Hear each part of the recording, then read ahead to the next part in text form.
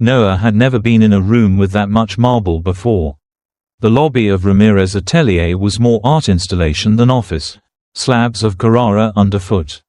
Diffused lighting from a custom chandelier designed to mimic the veins of a leaf. And a scent, cedarwood and citrus, that whispered expensive restraint. He'd only been in Miami for 4 months. But the weight of ambition pressed hard on his back like the heat outside. He was 26, fit, sharp, with the kind of symmetrical jawline and sea-glass eyes that got noticed in a city obsessed with surfaces. But Noah wasn't here to be looked at. He was here to rise. To become more than just another design intern hunting espresso for senior staff. Victor Ramirez, the CEO, was a legend in the field, credited with reinventing coastal modernism, but he rarely made public appearances. His team said he preferred silence to small talk, results to promises. He was tall, slate-gray hair always slicked back, and when he walked into a room, people didn't breathe differently, they stopped breathing. Noah had seen him only twice in person. But Isabelle Ramirez was another story. She was the company's public face. Once a model in Europe, now the firm's PR director and muse, Isabelle had the kind of elegance that made people rearrange their postures. Tall, bronze-skinned, always in fitted dresses that hinted at motion even when she stood still. Her voice, velvet over ice. He had noticed her before. Everyone had, but she had never looked at him. Until the K event. It was a launch party for a private villa the firm had just completed on Star Island. The client, Mrs. K, was a billionaire widow with a fondness for marble, mirrors, and men under 35. Noah had been assigned to walk her through the layout renderings, an errand more for charm than design expertise. He did his job. He smiled, listened, laughed at the right moments. Even when Mrs. K touched his wrist unnecessarily.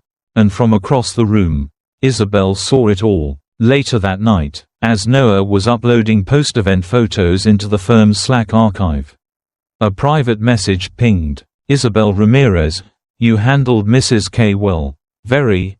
Fluid charm. Noah stared at the message. The ellipsis was deliberate. The compliment, ambiguous. A trap, a joke, a test, he replied, just trying to match the tone of the space. She didn't answer right away. When she did, it was only one word, noted. He didn't sleep well that night. Not out of guilt, out of curiosity. In the weeks that followed, their paths crossed more often. Brief encounters in corridors, shared elevator rides, comments left on project boards that felt slightly more personal than professional. Nice use of asymmetry, unexpected. Your lighting choices are getting braver. I approve. She never used emojis, but her tone carried more color than any icon could. Noah began to second-guess himself. Was she just being supportive? Or something else? He noticed the way she watched him. Not the way a boss observed progress, but the way a woman memorized angles. Still, nothing overt happened. The lines were never crossed. Only traced, slowly, with a steady fingertip. Then came the pitch meeting with the developer from Coral Gables. Noah had prepped the presentation himself. Burning through 2 weekends, he delivered it with confidence, clarity, and that undercurrent of playful charisma that clients seemed to respond to. Afterward, as people filed out of the glass conference room, Isabelle leaned close to him, just enough that he caught her perfume. You're wasted as an intern. He smiled, flattered, not knowing how to respond. She added, more quietly, let's change that. That night, he replayed that line over and over. Was it an opportunity, a flirtation, both? He had come to Miami for possibility. He hadn't known it would wear red lipstick and say things like let's change that. 1 week later, another Slack ping. Late at night, no subject. Isabelle Ramirez, do you like rooftop bars? Noah, depends on the company. Isabelle Ramirez, meet me at the alcove. 10 p.m. Wear something with confidence. He stared at the screen, heart thudding. Outside his apartment, the Miami night was buzzing with music, neon, and mistakes waiting to happen. He changed his shirt 3 times. By 9:59 p.m., He was already there. The alcove was dim, intimate, lit like a secret. Isabelle was already seated, legs crossed, wine glass in hand, hair pulled back in a braid that should have been illegal. She didn't say hello, just gestured for him to sit. They talked, not about work, about Paris, about how glass reflects desire differently than mirrors, about favorite scents. Hers was vetiver, his was uncertainty. At one point, she leaned in and said, "You know this doesn't mean anything, right?" He said nothing, because he wasn't sure what this was. And then she smiled, not wide, but real. He left that night without kissing her, but every atom of him had already moved. As he lay in bed, staring at the ceiling fan circling like a question, he whispered to himself, "I thought I was just getting promoted, not propositioned." The air in Miami was thick with perfume and pretense that night. On the 29th floor of the Saffron Grand, the rooftop bar buzzed with a curated crowd, influencers, architects, boutique hotel investors, and designers in silk and intent. Among them stood Noah, lean in a tailored navy suit, eyes darting between faces, drinks, and shadows. He had been invited at the last minute, or so he thought. The official excuse was that he had made a strong impression during the design presentation for a new resort lobby. Unofficially, he knew Isabelle had something to do with it. Her messages had changed in tone over the past 2 weeks. What began with comments about client handling now tiptoed into the personal. "What's a man like you doing single on a Friday night?" she had messaged last week. He'd replied with a safe quip, "Saving my charm for Monday meetings." But the next message, sent at midnight, was bolder. "Some of us don't like waiting. Tonight." Her eyes found him the moment he arrived. Victor, her husband and CEO of the company, had made a brief appearance, gave a few curt nods, and disappeared, citing a video call with investors in Singapore. Isabelle didn't seem disappointed. She turned her attention to the event, and to Noah. They mingled, slowly orbiting each other. She laughed at his remarks more than necessary. She brushed his arm when making introductions. And when most of the guests filtered out around midnight, Isabelle placed a manicured hand on his forearm and said, "Stay a little longer, for optics. You're good with people." Noah didn't believe in coincidences anymore. In the elevator, the silence between them was thick. He stood beside her, her perfume pressing into his mind like static electricity. When the doors closed and the car began to rise, she looked at him. "Do you want to be remembered, or forgotten?" Her voice was low, nearly drowned by the hum of the lift. He turned to meet her gaze. Something about the question made his chest tighten. "Depends on who's remembering," he replied. They said nothing else. At the penthouse, she opened the door with a keycard and stepped aside. He walked in. She followed. The lights were already dimmed. Music played low from hidden speakers, something slow, sultry, unashamedly expensive. The moment hung in the air like a held breath. She stepped close. Their eyes locked. Her fingers moved first, touching the edge of his collar, trailing lightly, as if giving permission. He kissed her. There were no words, only hands, breath, the sound of her dress sliding against his shirt, the warmth of skin against skin, lipstick smudged onto his collar, perfume sinking into his pulse. He didn't ask if this was a mistake. She didn't ask if he wanted to stop. It was as if they were both actors reading from a script they hadn't written but knew by heart. Sometime in the blur between night and morning, he woke up to find her gone. But on the nightstand was a long, slim box wrapped in matte black paper. Inside, a Hermes tie in deep charcoal. A note, folded neatly. "Keep playing the part. You wear it well." Noah sat in the silence of that penthouse room longer than he should have.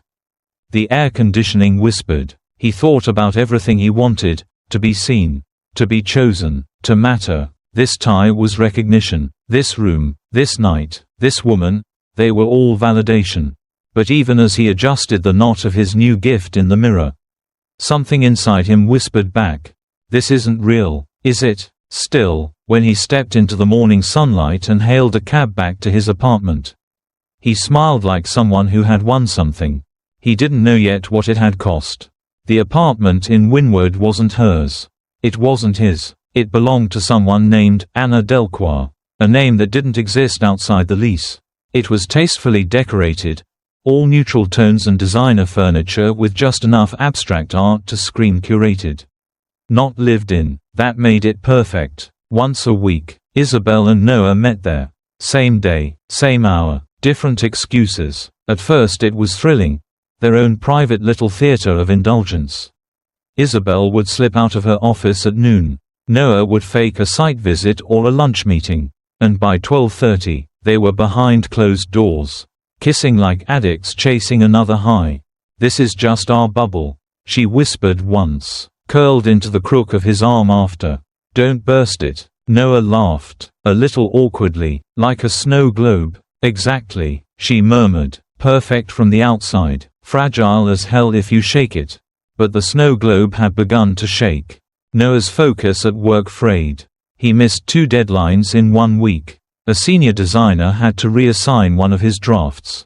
And while no one said anything directly, the glances began. His phone buzzed more and more frequently, Isabelle sending him pictures from her home gym in yoga gear, asking if a certain dress was too much for the gala. Or simply, "I miss you already. Call me now." It stopped being just an affair. It became a schedule, a system, a demand. At the next team meeting, one of the more seasoned staff, Jonah, nudged him and muttered under his breath, "How do you keep getting assigned the premium clients? Charm, or connections?" Noah forced a grin. "Hard work, man, always pays off." But the words tasted like dust. Isabelle had grown more possessive. Too, she asked to see his phone once, scrolling through his Instagram, pausing on a photo from 8 months ago with a girl named Mariana. "An old friend," Noah said quickly. "You still talk?" "Not really." "Good," she said, setting the phone down. "Let's keep it that way." Another time, she messaged him minutes after midnight because he hadn't replied to her earlier. "Are you with someone else tonight?" He wasn't. He never was anymore. He didn't have time for anyone else. Not with Isabelle in his calendar, his inbox, and now, his head. He started writing in a leather-bound journal, a habit he'd picked up back in design school. Sketches, thoughts, fragments of emotions that didn't fit in text messages. But more than anything, he documented his meetings with Isabelle. Each entry had a date. A short note: Thursday, she wore the blue heels again. Looked at me like I was the only person left in the world. Monday, first time she cried after. She said she didn't know why.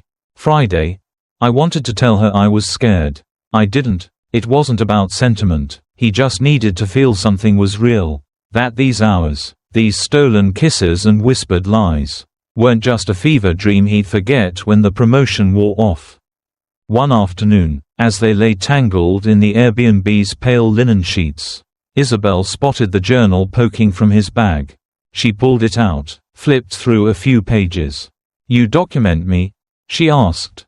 An eyebrow raised. Noah froze. "Just, it helps me think, process things." She said nothing for a moment.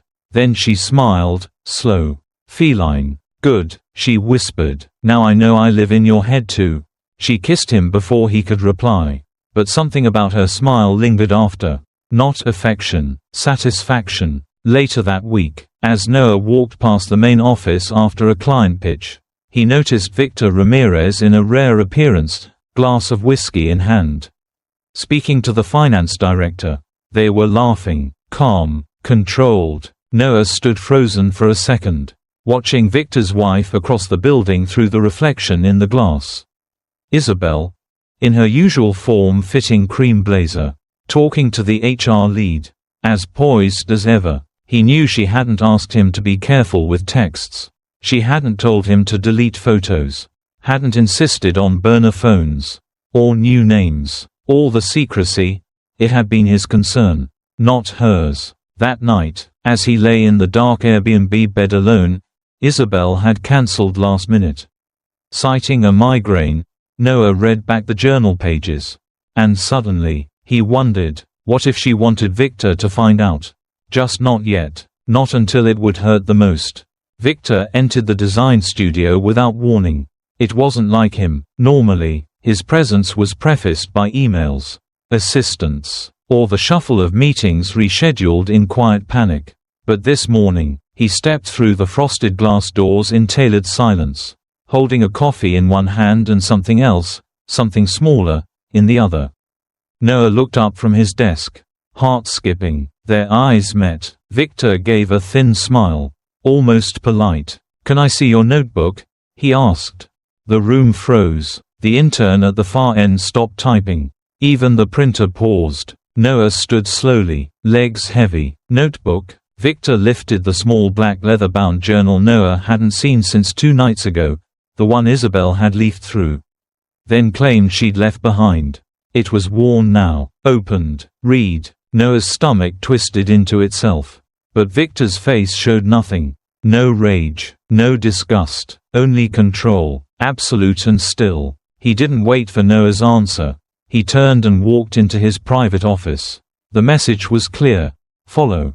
Less than an hour later, the article dropped. A clean layout, published on a respected interior design blog known for interviews and trend features. But today's headline read like acid. Affair scandal shakes studio's reputation.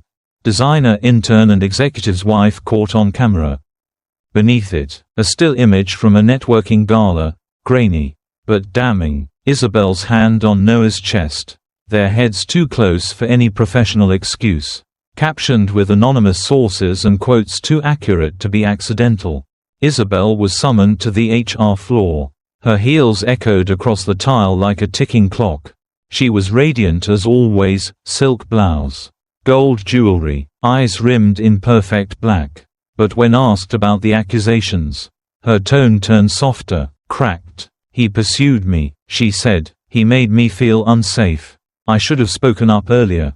No tears, just enough tremble in her voice to signal pain, enough restraint to suggest dignity. Noah was called in next. But it wasn't a conversation. It was a conclusion. A single envelope. A termination letter. No explanation needed. The HR lead didn't look at him. "Your badge and credentials have already been revoked." Noah didn't fight. He didn't ask for a chance to explain. Somehow, he knew it wouldn't matter. By noon, his company email was deactivated. By 1, his LinkedIn profile was flagged with "former designer." By 4, whispers had become murmurs. Murmurs had become Slack messages. His name, once spoken with potential, was now covered in invisible ink. 3 days later, the audit began. It wasn't about infidelity, that wasn't illegal, but Isabelle's expense reports were. Hundreds of dollars marked as client hospitality. Uber Black rides logged during hours no meetings occurred. A $3 dinner tagged as market research. No receipts, just names that didn't exist, or existed only in aliases. The board of directors called for a temporary suspension of her voting rights. Her PR access was revoked. Her name removed from the speaker list for the Milan showcase. And through it all, Victor never raised his voice. He never addressed the team. He never pulled Isabelle aside in public. Only once did anyone hear him speak directly to her after the storm broke. It was in the parking lot, overheard by a maintenance technician who'd been replacing a light panel nearby. Victor stepped beside her as she reached her car, placed his hand gently on the doorframe, then said, "Next time you want to play games, don't leave the rules in someone else's handwriting." He turned, walked away. She didn't follow. Noah didn't pack much, just 2 suitcases, 1 laptop, and the journal he once thought about burning but couldn't. The leather binding felt heavier now, as if it carried not memories but indictments. He left Miami under an overcast sky, neither storm nor sunshine. Just that heavy indecision of a city that forgets you fast. The airport was quiet that morning. A red-eye to Atlanta. His friend Marcus had a guest room, a fold-out bed with creaky hinges. A window that faced a brick wall. It was enough. Atlanta was slower, cooler, and lonelier. No one knew his name in the co-working space he rented by the week. He redesigned mock websites for imaginary brands, applying for freelance gigs under different aliases. Nate, Elias, sometimes even Ramon, depending on the client. His portfolio was solid, impressive, even, but interviews never made it past the second call. They'd search him, always, even if the article didn't use his full name. The image, blurry as it was, carried just enough clarity. The comments under the blog post did the rest. One had read, "Looks like someone designed his own downfall." He stopped checking after that. The journal stayed in the drawer beside his bed. He didn't open it for weeks. Until one Tuesday, sometime past midnight, the weight of silence pressed too hard. He pulled it out, flipped through the pages like fingers grazing old bruises. She wore the blue heels again. I wanted to tell her I was scared. She kissed me before I could reply. There was a note tucked between the pages. One he didn't remember writing. "You think this is love. But this is just proximity and power in drag." He closed the book, placed it back in the drawer, locked it. An email came 2 days later. From Isabelle Ramirez. Subject: just one thing. Body: I don't regret you. But I regret your timing. No signature, no emojis, no follow-up, no. I stared at it for 20 minutes. He didn't reply. He didn't scream. He didn't cry. He just deleted it. That night, he dreamed of a design pitch, a room filled with light, glass panels, and applause. He was wearing the tie she'd given him, the navy silk one with the subtle diagonal texture. The knot was perfect. He woke up in sweat, ripped the tie from the closet, stuffed it deep in the kitchen trash, poured leftover coffee grounds on top. But in the mirror, he still saw it around his neck. Some days he thought about returning to Miami, walking past the studio, seeing her face, asking her why, but the answer was already in her silence. Noah wasn't ruined, not entirely. He still had his craft, his mind, but something inside him had changed dimensions, like a building restructured after a quiet earthquake. He no longer chased approval, or glances, or promises. He knew now that the game had never been his, that the rules had always been stacked, that charm could be currency, and betrayal, just another strategy. In the end, he understood one thing more clearly than ever. He thought it was a game. He didn't know, the rules were never written to protect him.